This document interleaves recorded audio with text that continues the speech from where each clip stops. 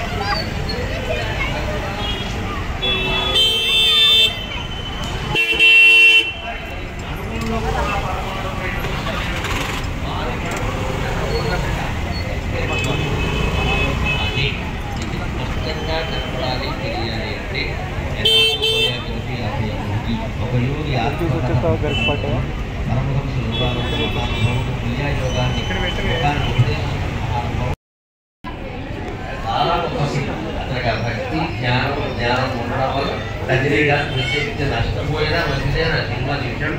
ఎంత గొప్ప వ్యక్తి అంటే నేను విన్నాను, నిజంగా నమస్కారం చేసుకున్నాను. సినిమాకి నష్టం వచ్చింది, తాను తీసుకున్న పారితోషికం మొత్తం నిర్మాణం చేశాడు. వద్దండి ఇది నష్టం వచ్చింది, ఇంకో దాంట్లో లాభం వచ్చాడు. అలా ఉండాలి కళాకారులు. నా చూడనాది నువ్వు మొయ్యితే నాకే అంటే కానీ ఆ చరిత్ర ఒక యోగి ఆత్మకథలో మీరు చూడండి.